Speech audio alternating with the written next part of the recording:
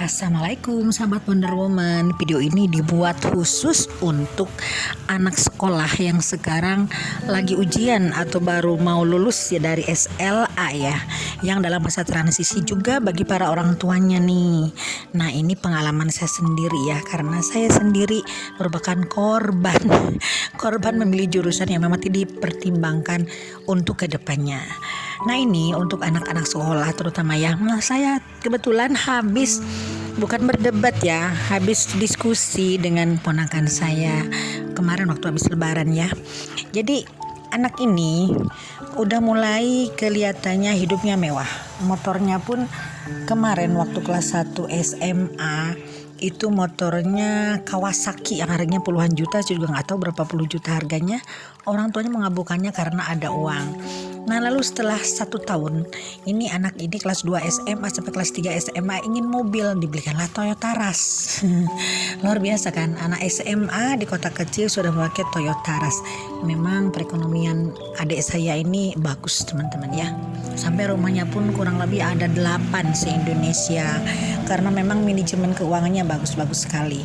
Meskipun dia hanya bekerja di sebuah bank swasta, di sebuah bank negara, tapi dia ada bisnisan yang lain, termasuk suaminya pun manajer salah satu perusahaan di Jakarta.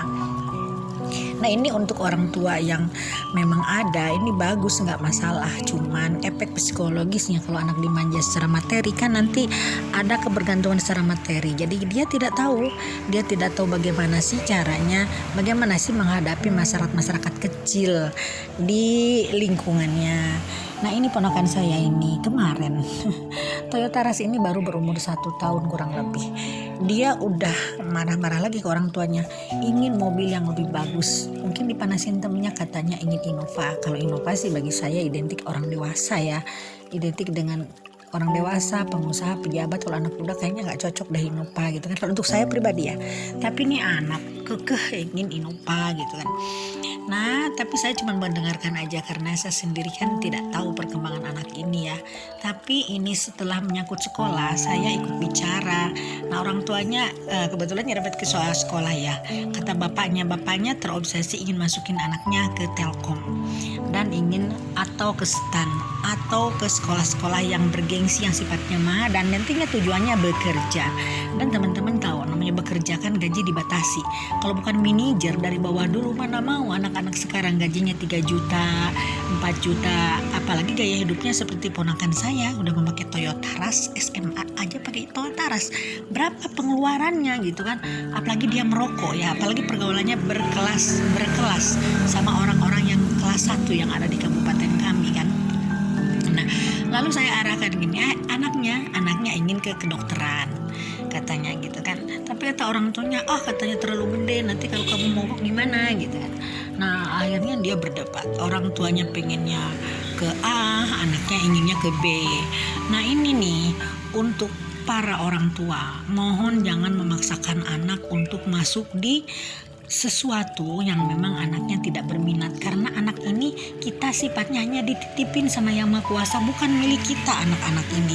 Ayo kita sekarang sampingan ego kita, tapi dengarkan anak maunya apa. Nah, terus untuk anaknya sendiri nih, untuk para anak-anak ya yang di sekolah, kalau misalkan ingin ke kedokteran nih, saya arahkan gini ke ponakan saya, kamu ingin ke kedokteran, saya bilang tujuannya apa?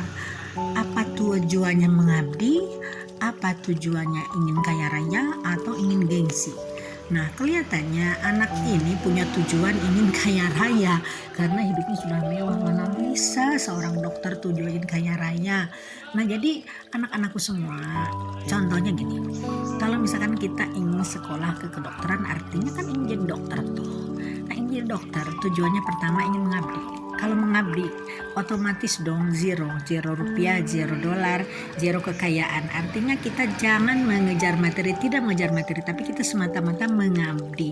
Dan pengabdian kita memang harus dasarnya kita sudah punya semuanya. Misalkan kita udah punya rumah, kita sudah punya mobil, sudah punya penghasilan dari yang lain. Karena kalau mengabdi ini kan sifatnya benar-benar kita ini mengabdikan ilmu. Dan kalau mengabdi ini, kalau pasien tidak punya uang pun kita gratisin, bahkan kita bayarin obat-obatannya, artinya kita sudah punya uang kan. Nah kalau untuk kelas-kelas ponakan saya bisa, mungkin karena orang tuanya sekarang punya aset yang banyak, dan orang tuanya sekarang setelah pensiun dari sebuah bank sekarang jadi pengusaha. Ini bisa teman-teman ya. Nah terus lagi keduanya, mungkin ingin gengsi, boleh gengsi, tapi gengsi ini mempertaruhkan semuanya. Kalau gengsi artinya kita ngambil kuliahnya pun harus di jurusan kedokteran yang punya gizi tinggi. Paling tidak juga harus ikut sekolah kedokteran spesialis yang bergengsi, misalkan spesialis kandungan, spesialis jantung, spesialis ahli dalam atau apa ya. Otomatis memerlukan pemikiran-pemikiran yang lebih lagi, memerlukan otak yang lebih siap untuk menampung ilmu yang akan didapatkan. Dan di situ juga kita tidak bisa untuk kaya raya, karena di situ kita mengabdi pada ilmu. Ilmu hanya untuk ilmu, ilmu bukan hanya untuk uang, anak-anakku. Lalu ketiganya, kedokteran mungkin tujuannya ingin memahami dunia kesehatan, juga dunia farmasi, dan tujuannya ingin berbisnis alat-alat kedokteran, alat-alat kesehatan, mungkin ingin jadi penyalur ekspor impor dari luar produk-produk kesehatan, atau mungkin ingin punya pabrik farmasi, atau ingin punya relasi kedokteran supaya nantinya punya relasi untuk misalkan tujuannya membangun rumah sakit. Nah ini bagus-bagus sekali anak-anakku. Nah jadi dari awal harus tujuannya jelas. Nah ini di bidang kedokteran. Di bidang yang lain pun sama. Misalkan di bidang manajemen, tujuannya kalian apa? Ingin punya perusahaan, atau ingin bekerja pada orang lain, atau tujuannya ingin mencari kekayaan. Di bidang keguruan pun sama anak-anakku. Kalau misalkan tujuannya kita ingin jadi mengabdi, ingin jadi guru tok, kita otomatis harus siap dong tanpa pendapatan yang tinggi ya. Atau kita di situ belajar keguruan ingin bisnis, punya sekolah, atau ingin jadi pimpinan, karena ingin dianggap di masyarakat. Nah jadi ada tujuannya dalam pendidikan ini.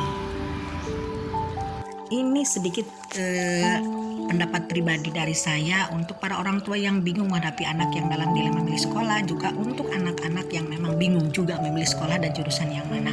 Oke, mudah-mudahan jadi bahan pertimbangan, mudah-mudahan bisa mengambil insight-nya, dan sehat selalu. Wassalam.